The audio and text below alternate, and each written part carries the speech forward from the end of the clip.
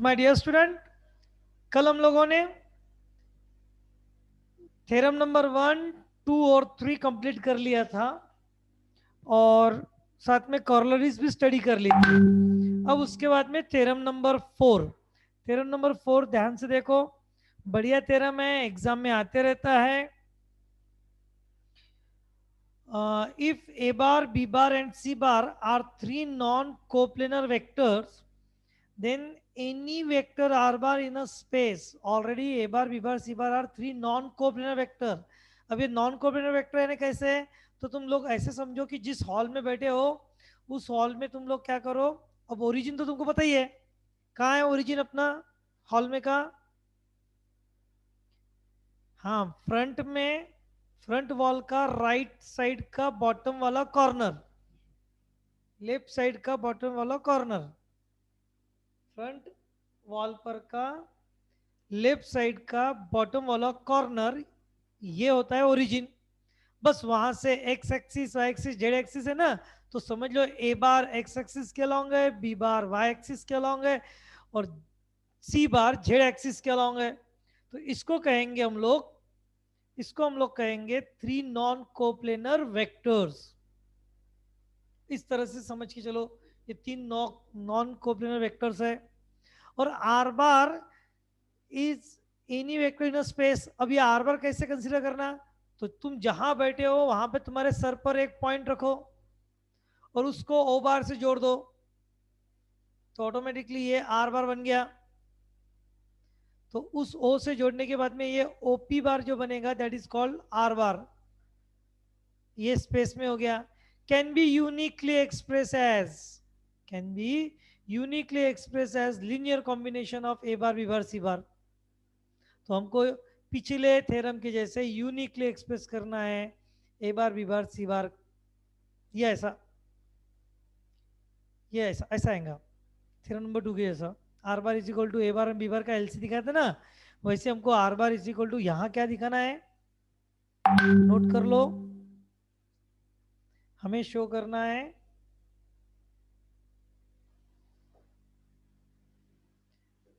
Are bar is equal to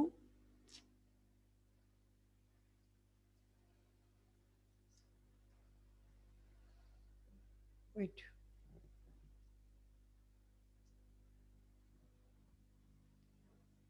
are bar is equal to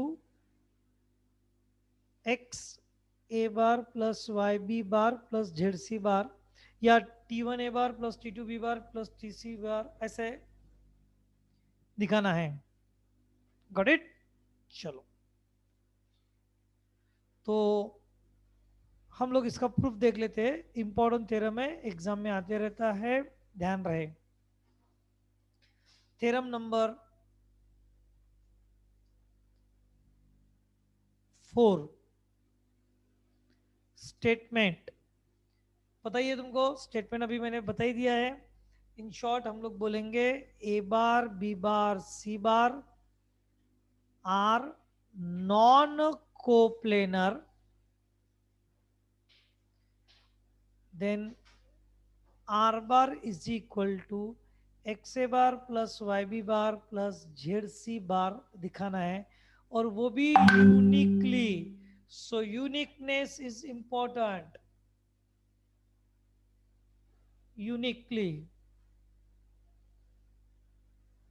okay, तो हमें uniqueness भी जरूरी है दिखाना इसमें, याद रहे। प्रूफ,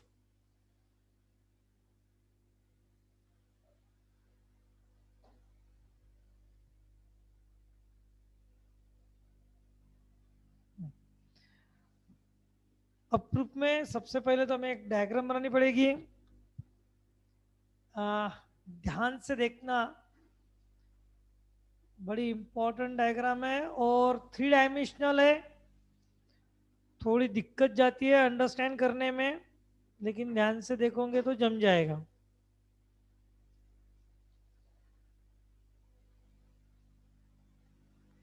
ये हो गई एक्स एक्सिस, या ए बार बोलेंगे, एक्स एक्सिस नहीं लेंगे हम लोग, ए बार लेंगे। दूसरा वेक्टर बी बार ऐसा ले लेते हैं,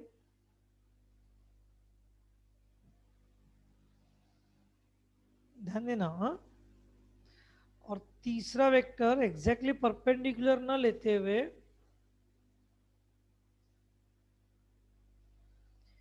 इसी से ऐसा टिल्ट ले लेते थोड़ा सा, इस तरह से, ये सी बार है। तीनों भी नॉन कोप्लेनर।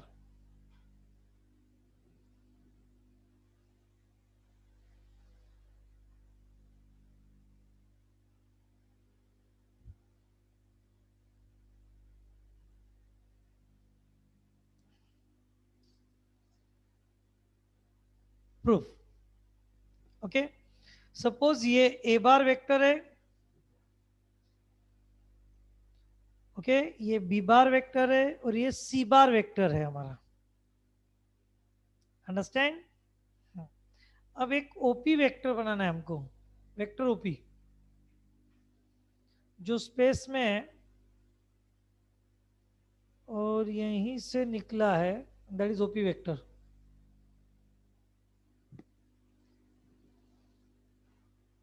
अब ये डायग्राम पे से तो तुमको बड़ा अटपटा लग रहा होगा कि ये कैसे पॉसिबल है, क्या हो रहा है।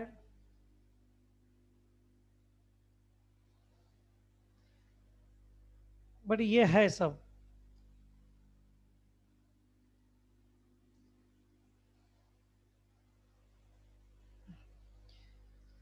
ध्यान देना, ये ले लेते हैं ओ पॉइंट, या मतलब ओरिजिन नहीं है, ध्यान देना ओ पॉइंट जरूर लिया मैंने लेकिन ये ओरिजिन नहीं है हाँ? अब ध्यान दो, आ, थोड़ा सा कॉन्सेंट्रेट करो। ये जो ये जो पोर्शन है वो कौन सा प्लेन है? It's a plane of A bar B bar. ये A bar B bar plane है हाँ? नीचे का ये plain B C bar, B और सी, ये प्लेन ए सी, और ये तीनों प्लेन इस तरह से लिए हुए।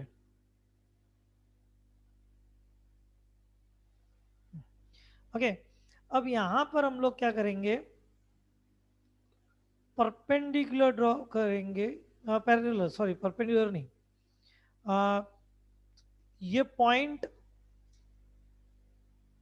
ये आर बार वेक्टर है और इस आर बार का ये पॉइंट जो है वो पी पॉइंट है। अब हम लोग ड्रॉ करेंगे सबसे पहले a line parallel to C bar and passing through P, a line parallel to C bar, C bar से पैरेलल और P में से पास हो रही।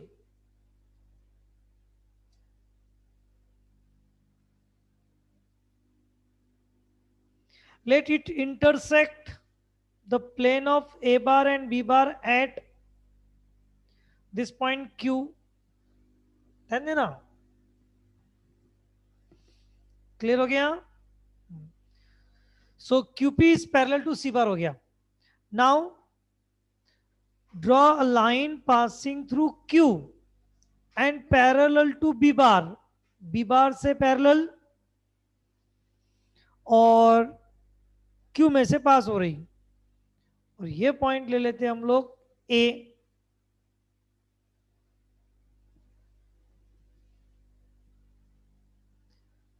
अंडरस्टैंड? यहां तक की डायग्राम समझ में आई?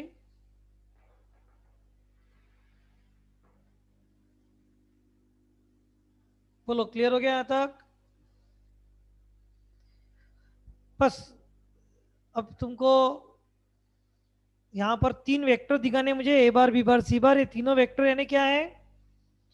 तीनों नॉन कोप्लेनर वेक्टर है। नॉन कोप्लेनर मतलब एक प्लेन में नहीं है। Is it clear? थोड़ी कोशिश करता हूं, ध्यान दो। हम लोग वीडियो ऑन करेंगे और मैं वीडियो से तुम लोगों को दिखाने की कोशिश करता हूं, देखते हैं क्या।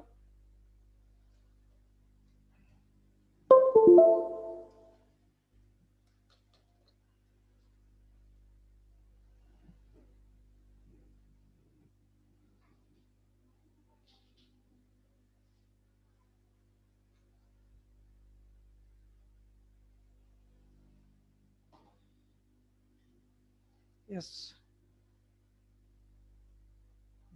अब देखो, ये देखो तीन व्यक्ति दिख रहा है, ऐसे ले लेंगे हम लोग तीन। Is it clear? दिख रहा है ये तीन वेक्टर, ये हो गया ए, समझ लो ये हो गया ए बार, ये बी बार और ये सी बार। इस तरह से ये तीन वेक्टर है, ये ए बार है, ये बी बार है, ये सी बार है।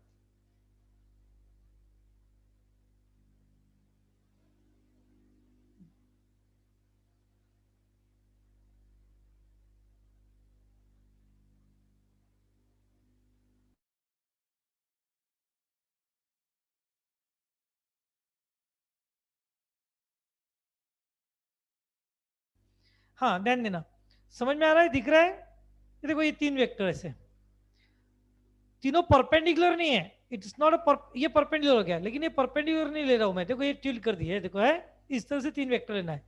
इसे कहूंगा ए बार, इसे कहूंगा बी बार, इसे कहूंगा सी बार। अब ये सी बार, समझे ना? और एक वेक्टर यहां पर लेते हैं हम लोग,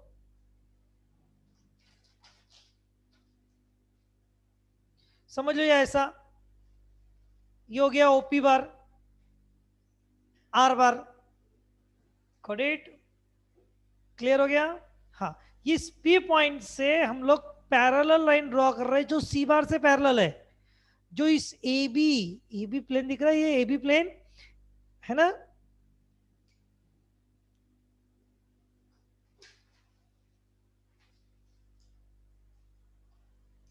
ठीक है, ये ऐसे ही करना पड़ेगा अभी फिलहाल तो, इस तरह से रहेगा, मुझे लगता है ध्यान में आ रहा होगा। Got it? और इस पी पॉइंट से हमने क्या किया, लाइन ड्रॉ की ऐसी जो इस सी बार से पैरेलल है और इस ए बी को इंटरसेक्ट कर रही, और इंटरसेक्ट कहाँ कर रही, तो यहां पर इंटरसेक्ट कर रही हो रही है ऐसे, और वो पॉइंट कौन सा है, क्यू। और इस क्यू पॉइंट से अगेन पैरेलल लाइन ड्रॉ की जो बी बार से पैरेलल है, जो ए बार को इंटरसेक्ट करी एट पॉइंट ए, ये हो गया ओ ए बार। ओके, समझ में आ रहा होगा? उसके बाद में ये ओ ए बार क्या लॉन्ग है, ये ए क्यू बार बी बार के अलॉन्ग है, और ये क्यू पी बार सी बार के अलॉन्ग है। बोलो यहां तक क्लियर हुआ क्या? हमने प्लानिंग ऐसी की कि ये क्लियर हो गया।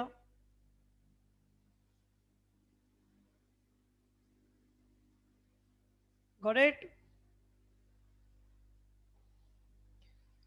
उस पर जरूरत नहीं है बेटा प्रज्वल, ये सिंपल है, बहुत डिफिकल्ट नहीं है कि जिसके लिए मुझे जियोब्रा निकालना पड़ेगा। इतना तो इमेजिनेशन आना ही चाहिए, इमेजिन करते आना ही चाहिए। चलो, तो सबसे पहले यहां पर क्या लेंगे हम लोग, तीनों वेक्टर को को इनिशियल ले लेते हैं। Let A bar B bar C bar be non coplanar vector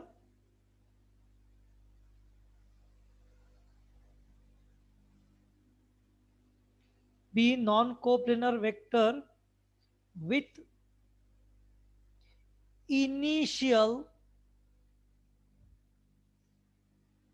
point A, sorry, O, with initial point O as shown in figure।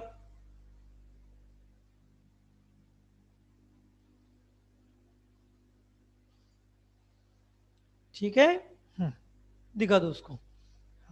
अब करना क्या क्या है, तो यहां पर डायग्राम में क्लियर दिख रहा है सारा।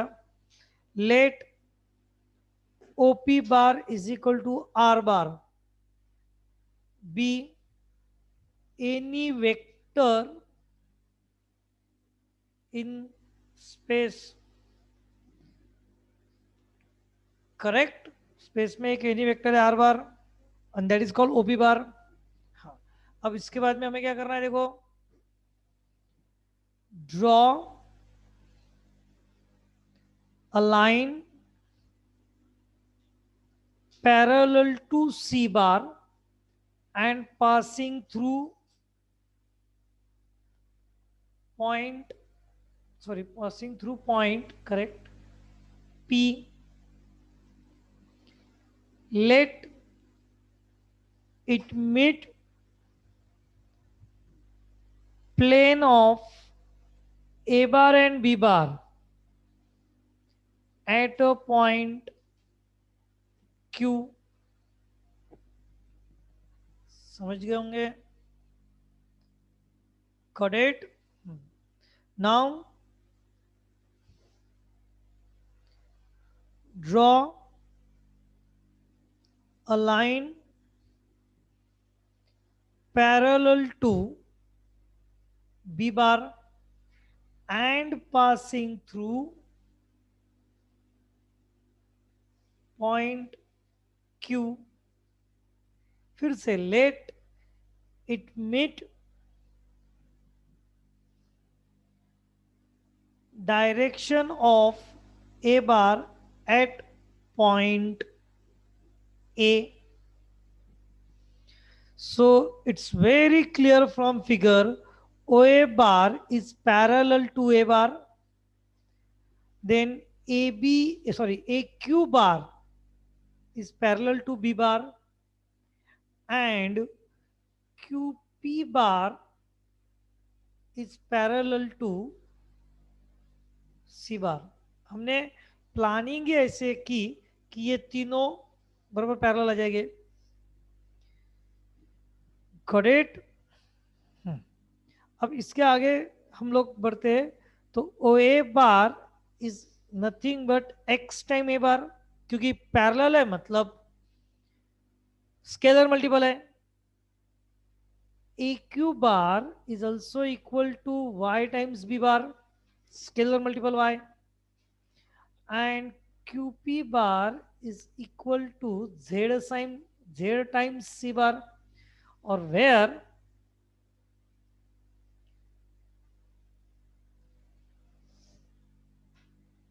X, Y and Z are scalars, non zero scalars, ऐसा मेंशन कर सकते हैं, नॉन जीरो स्केलर्स या स्केलर्स। ठीक है, यहां तक समझ में आ गया? बहुत सिंपल वे से लिया, अननेसेसरी पार्ट हमने लिखा ही नहीं।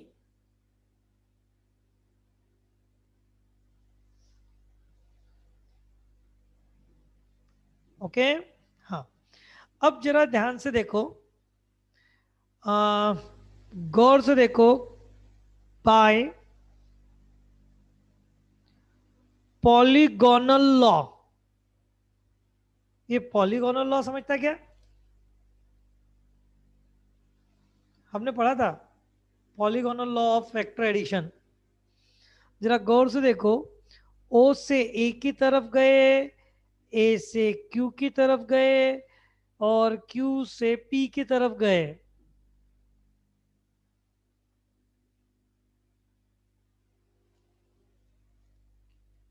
हाँ बेटा उन्मेषा, मैंने कैमरा ऑफ करके रखा है, उसके पीछे का रीजन कि कैमरे का काम ही नहीं है, और कैमरा ऑफ रखने का रीजन ये है कि अगर मैं कैमरा ऑन रखता हूं तो तुम लोगों को जो रिसीव करना होता है वो स्क्रीन के साथ साथ ऑडियो रिसीव करना है, और ऑडियो के साथ साथ वीडियो रिसीव करना पड़ेगा। और जब इतना सारा अगर तुम लोग रिसीव करोगे तो तुमको डेटा ज़्यादा लगेगा, बैंडविड्थ ज़्यादा लगेगी, और अगर तुम्हारी बैंडविड्थ कम रही तो सारा ये अटक अटक के आएगा और तुमको प्रॉब्लम क्रिएट होगा। समझ में आया? इसीलिए मैंने वीडियो ऑफ रखा है।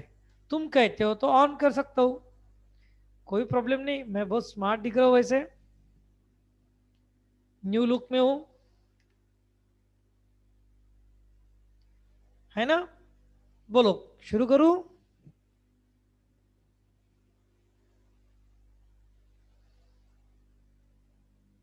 जरूरत है?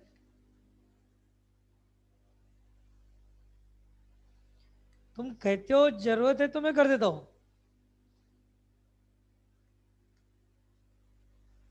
ठीक, चलो। और जहां जरूरत रहेगी मैं जरूर ऑन कर दूंगा। हाँ, तो चलो मुझे बताओ, बाय पॉलीगोनल लॉ, ओ से ए गए, ए से क्यू गए, क्यू से पी गए, तो कहां गए? अरे कहां गए? ओरिजिन से अमरावती, अमरावती से क्यू, क्यू से पी, पी तो कहां से कहां गए? ओ से पी गए,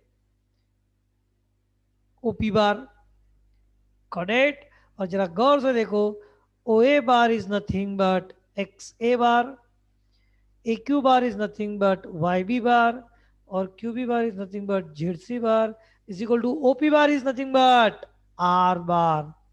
And hence we proved here R bar is equal to XA bar plus YB bar plus ZC bar, where X, Y, Z are scalars. Hence, done, done, done, done. अरे हो गया ना? कि नहीं हुआ? Okay, so we proved it. Easy था, बहुत easy है। हाँ, अब हमको चाहिए यूनिकनेस। अब वो यूनिकनेस भी बिल्कुल हमने थ्योरम नंबर 2 के जैसे करना है, और इसीलिए मैंने कहा था कि सारे थ्योरम तुम लोग अच्छे से करके रखो।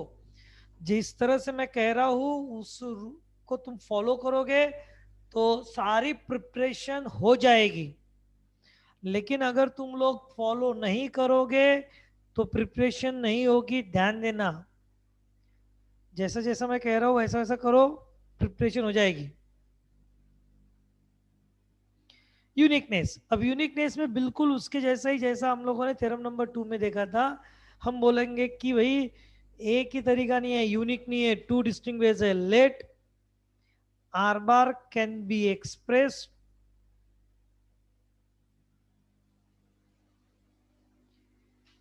in linear combination of A bar, B bar and C bar in two distinct ways.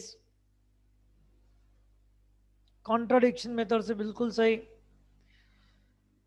कौन सी दो मेथड है, कौन सी दो वे से? तो से R bar is equal to X one A bar plus Y one B bar plus Z one C bar, and r bar is equal to x2 a bar plus y2 b bar plus z2 c bar। Number one, number two. Theorem number 2 अगर तुमने लिख लिख कर देखा है, मैंने बोला था कम से कम 3 बार लिख कर देखो, तो तुमने देखा होगा यहाँ पर ऐसे ही किया था हमने। x1 a bar plus y1 b bar plus z1 c bar is equal to x2 a bar plus y2 b bar plus z2 c bar. z1 minus z2 c bar is equal to x2 minus x1 a bar plus y2 minus y1 b bar। क्या किया, समझ में आया ना?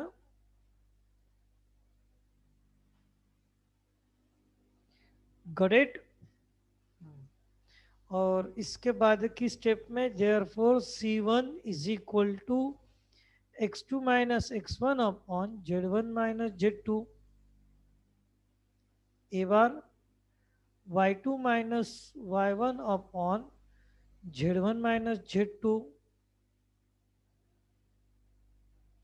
और C bar is equal to, गौर से देखो कि ये तो कैसा हो गया, ये T1 a bar plus T2 B bar जैसे हो गया। और इसका मतलब थ्योरम नंबर 2 ने बोला था c bar is in plane of A bar and b bar. अरे मतलब ए बार बी बार सी बार को प्लेनर, लेकिन गिवन फैक्ट क्या था? Non coplanar. This is contradict to given fact. और गिवन फैक्ट क्या है कि a bar B bar C bar are non coplanar, therefore our assumption is wrong.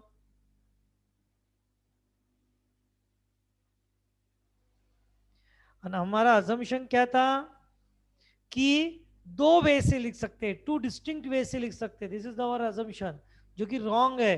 और wrong है तो फिर इसका मतलब क्या? Therefore uniqueness follows.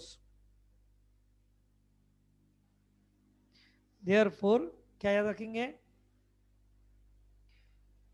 हाँ डायरेक्टली, देयरफॉर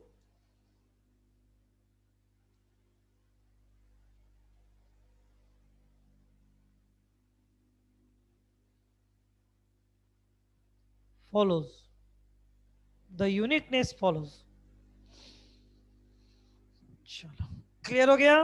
कोई doubt? So this is about the theorem number 4, most important, याद रहे। An interesting one.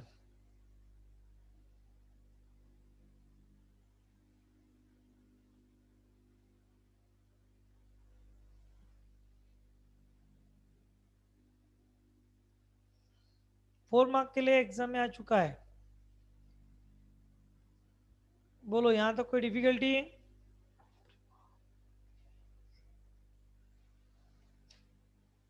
कुछ प्रॉब्लम?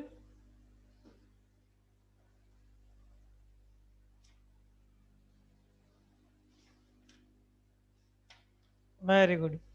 चलो क्लियर हो गया? हाँ। तो अब इसकी कॉर्लरीज भी स्टडी कर लेते हैं। चारों थ्योरम बहुत इंपॉर्टेंट है, ध्यान देना। इसकी कॉर्लरीज क्या है देख लो, बहुत सिंपल कॉर्लरीज है।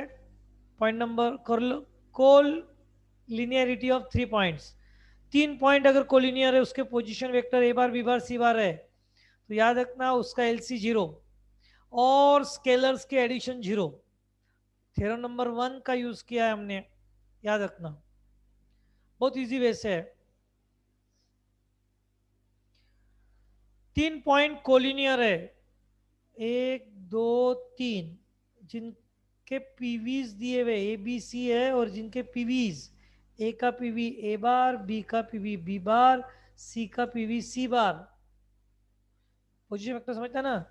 तो डेफिनेटली अगर ये कोलिनियर है, यानी एक लाइन पर के है,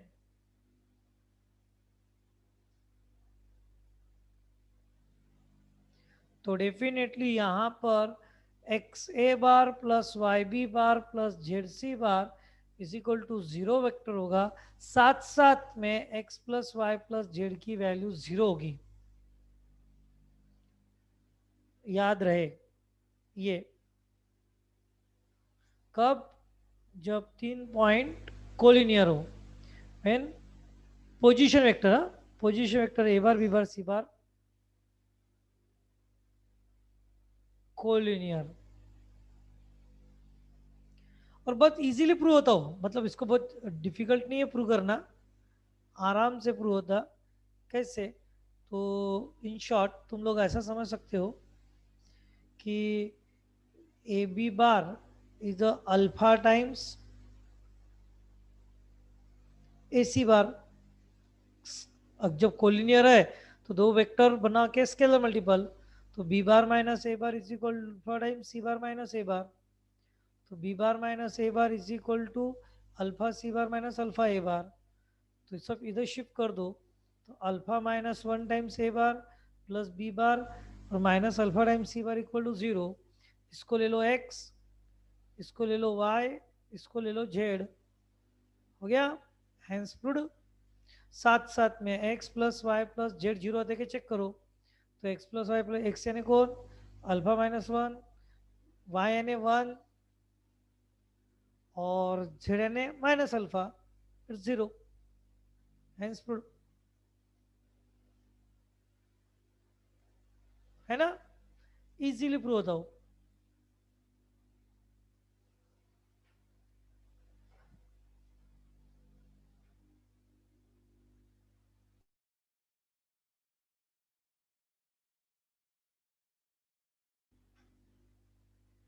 गॉट इट? चले, कोप्लेनरिटी ऑफ 4 पॉइंट्स, बिल्कुल सेम यही मेथड से जाना है। 4 पॉइंट अगर कोप्लेनर है, 4 पॉइंट अगर कोप्लेनर है, तो उनका एलसी 0।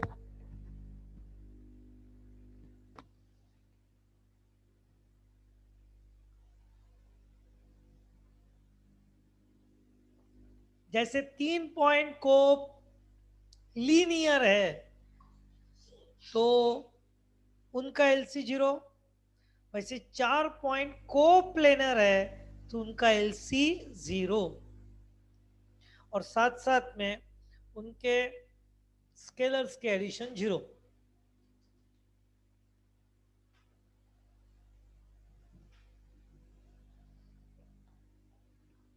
अब ये कैसे?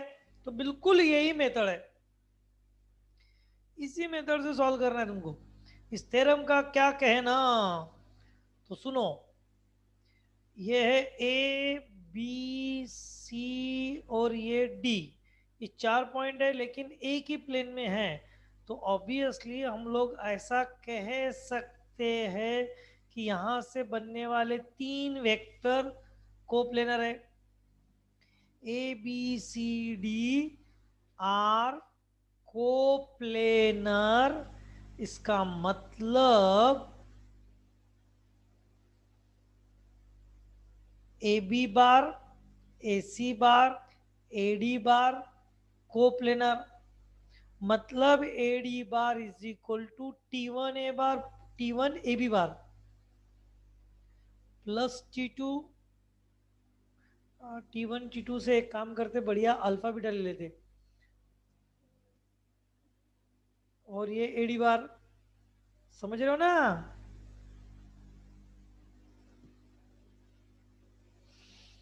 थ्योरम नंबर 2, अगर 3 वेक्टर कोप्लेनर है तो एक उसके दोनों का एलसी रहेगा, और जब इसको तुम एक्सप्लेन करोगे d bar minus a bar alpha times b bar minus a bar plus beta times d bar minus a bar, और इसको जब सॉल्व करोगे तुम्हें मिल जाएगा, और x plus y plus z की वैल्यू भी 0 रहेंगी। बोलो क्लियर हो गया? मीनिंग समझ में आ गया? तो ये थी कॉर्लरी नंबर सेकेंड। हम ऐसा बोल सकते हैं, this is the corollary number first, this is the corollary number second of the theorem. Linearly dependent, वही एलसी अगर 0 है तो linearly dependent, linearly dependent, LC अगर 0 है तो लीनियरली डिपेंडेंट, और लीनियरली डिपेंडेंट जो रहते हैं वो कोप्लेनर रहते हैं, और इंडिपेंडेंट यानी एलसी 0 है तो एक्स वाई और जेड तीनों 0 होनी चाहिए, मतलब वेक्टर्स नॉन कोप्लेनर रहेंगे। तो एक याद रखो, कौन सा वर्ड याद रखना है, लीनियरली डिपेंडेंट, लीनियरली डिपेंडेंट, अरे ये तो गायब हो गया,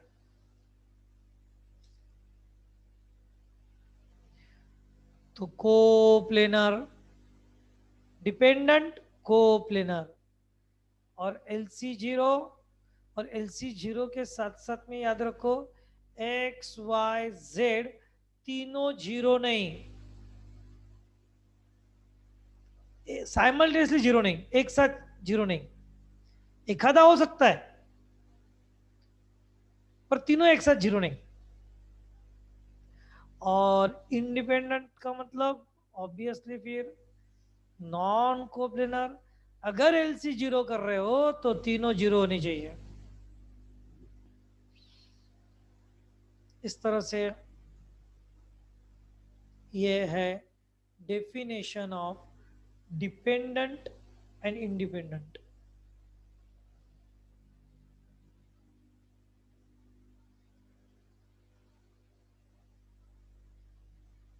Got it? चलो यहां तक क्लियर हो गया? और कोई डाउट है अब?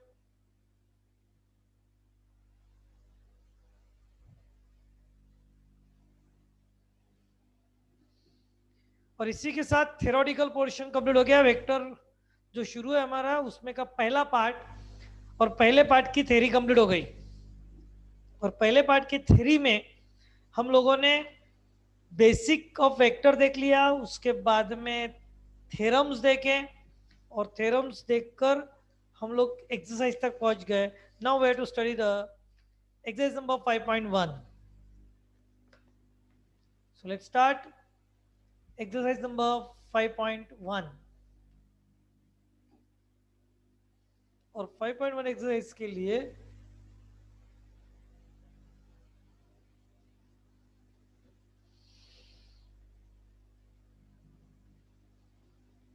इसी में कंटिन्यू करते हैं।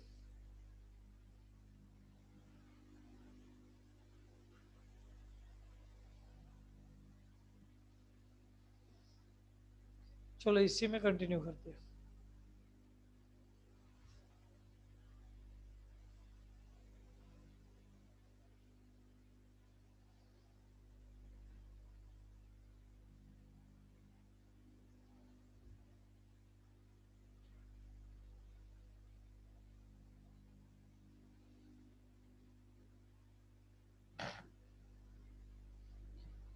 Now, exercise number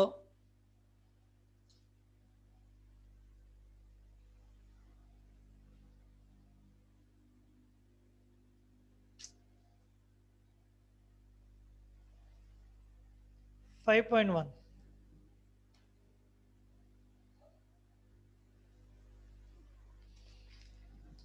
डार्क करना है तो फिर हमको पेज चेंज करना पड़ेगा। बैकग्राउंड डार्क करते हैं। ओके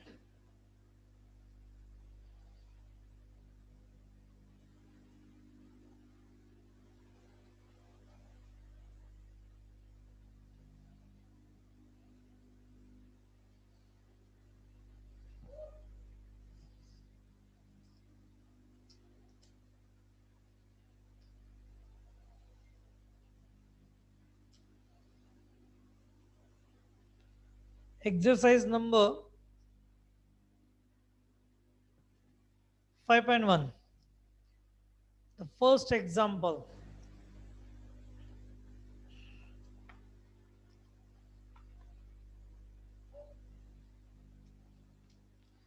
चलो क्या दिया है? बहुत सिंपल सा क्वेश्चन है। The vector a bar is directed due north, magnitude of A bar is 24।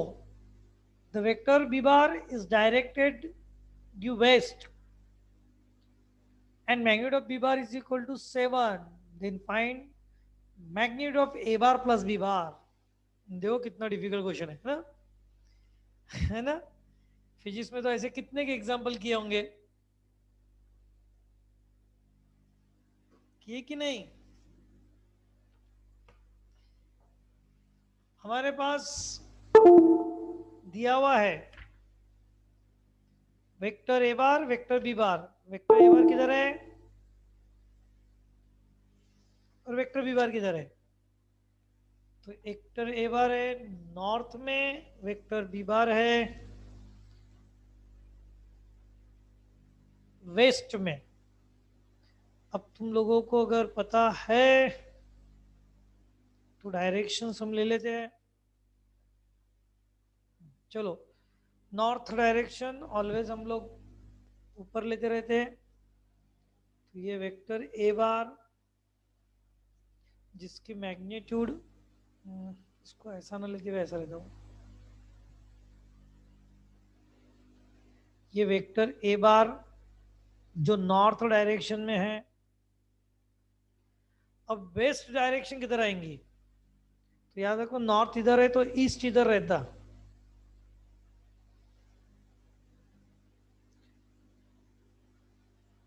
और वेस्ट इधर रहेगा।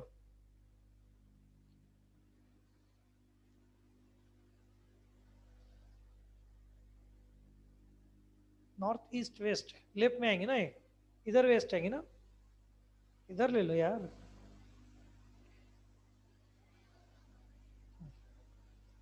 इट्स ए बार, ठीक है ना।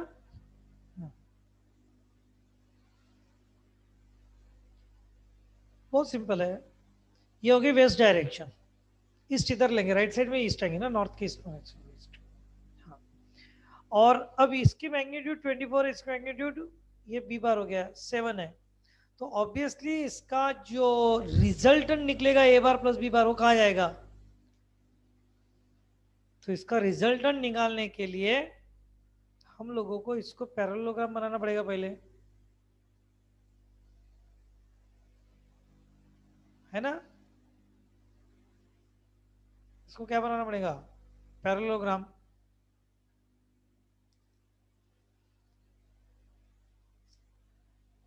और पैरेललोग्राम बनाने के लिए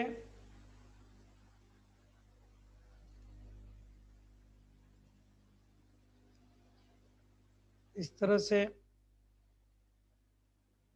गॉट इट। तो इसका जो डायगोनल रहेगा वो डायगोनल कहलाएगा रिजल्टेंट।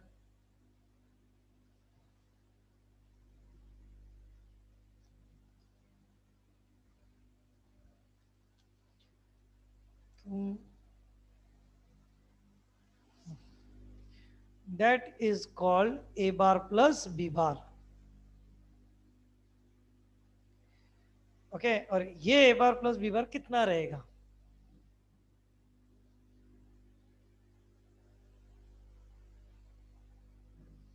ऐसा भी कर सकते हो या फिर बाय पाइथागोरस से भी निकाल सकते हैं,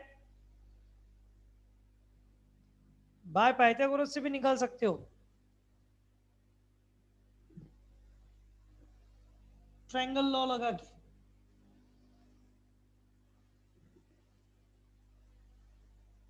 ट्रायंगल लॉ लगा के भी निकाल सकते हो।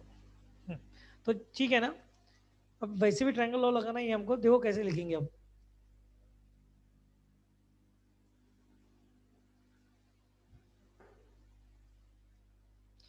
Late o a bar is equal to A bar and o b bar is equal to b bar, correct. ये पॉइंट ले लेता हूं मैं c. Now complete parallelogram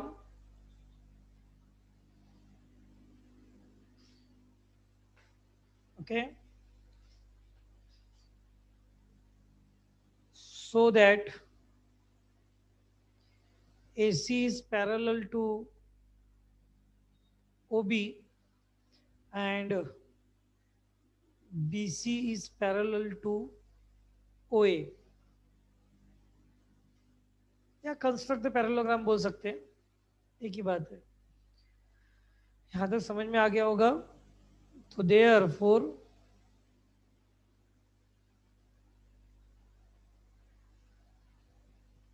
BC is equal to,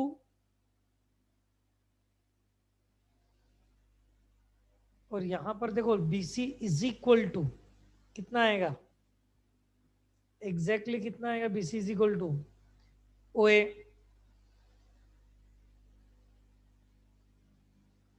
got it. OA कितना है, it's 24, understand. So by Pythagoras theorem it is very clear, OB square plus BC square is equal to OC square, मतलब that is 24 square plus 7 square is equal to OC square। हाँ, यहाँ पे लगे दो और दिखा दो that AC is equal to OB is equal to 7। Therefore OC square is equal to 25 square, that is OC की value 25. Correct? And that OC is nothing but OC bar is nothing but A bar plus B bar. तो OC bar का magnitude is equal to magnitude of A bar plus B bar is equal to 25.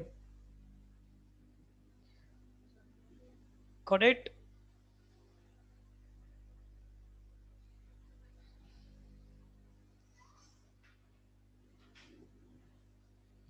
बेटा प्रज्वल 5 कैसे आएगा वो?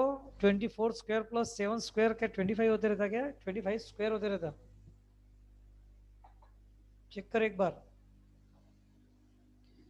चलो simple है यार, बहुत सिंपल था ना. जम गया.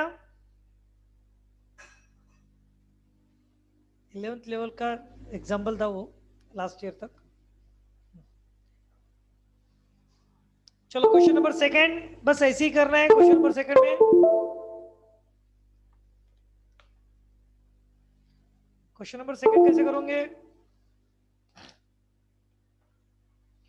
इन ट्रायंगल PQR, PQ दिया हुआ है ट्वाइस A बार, QR दिया हुआ है twice B bar. The mid point of PR is M. Find the following vector in terms of A bar and B बार.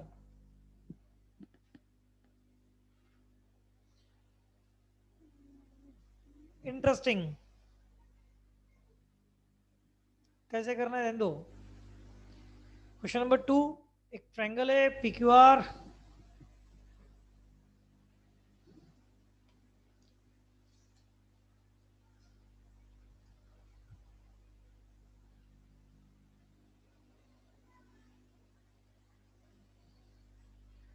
एक ट्रायंगल ले लेते हैं PQR ये, और यहां दिया हुआ है PQR, साथ साथ में दिया हुआ है PQ bar is equal to twice A bar, PQ bar is equal to twice B bar. Twice A bar, twice B bar. M is the midpoint of PR. This is the M, midpoint of PR. Find the following vectors in the form of A bar and B bar. अब हमें PR बार निकालना है, उसके बाद में PM बार निकालना है, उसके बाद में QM बार निकालना है. ऑब्वियसली समझ गए होंगे. Triangle law of vector addition से जाना है तुम्हें. Triangle law of vector addition. एक बार अच्छे से PR बार बना लो, फिर इजी हो जाएगा. मिस्टेक इधर उल्टा है. PQ बार दिया हुआ है, ध्यान दो, twice A bar. QR bar दिया हुआ है twice B bar. We want PR bar.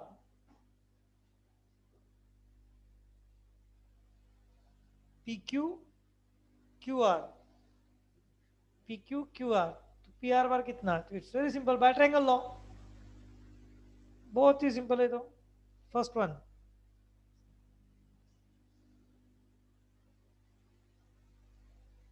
PR bar is equal to PQ bar plus QR bar, twice A bar plus twice B bar. हो गया. Hence find.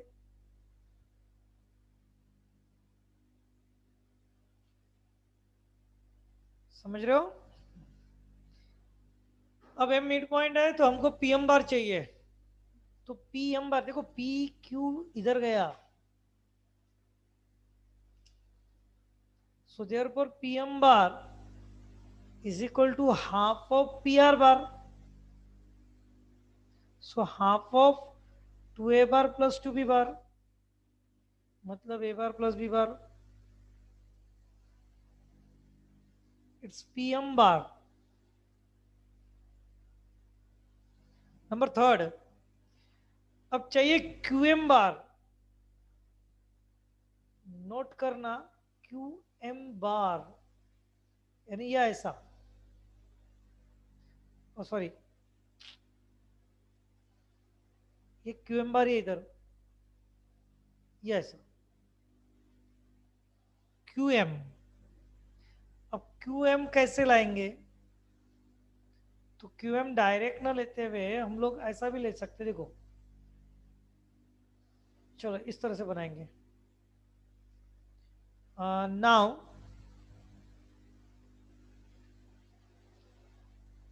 P q bar plus q m bar is equal to p m bar. Check करो, correct? देखो ना, p q plus q m मतलब क्या हो जाएगा? P m. हाँ, so therefore q m bar is equal to p m bar minus p q बार।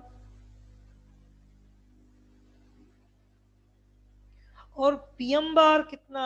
अभी अभी ताजा ताजा तैयार किया हुआ है।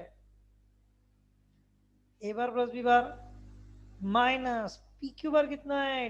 Twice a bar, which is given. Final answer is minus b bar minus a bar. So qm bar is,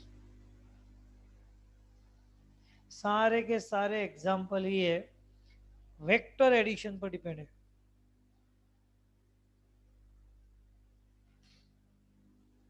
correct?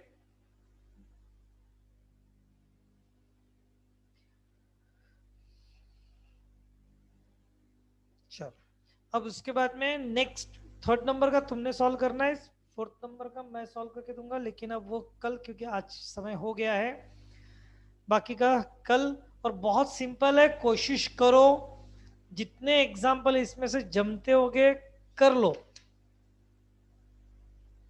बहुत ज्यादा डिफिकल्ट नहीं है। और फिर करने के बाद में तुम्हारे ये भी ध्यान में आएगा कि देखो हमने ये सोचा था लेकिन इसके लिए ऐसा सोचना चाहिए था, वगैरह वगैरह, है ना? ठीक, तो अटेंडेंस लगाना है। कोई डिफिकल्टी हो तो हैंड रेस करके पूछना है।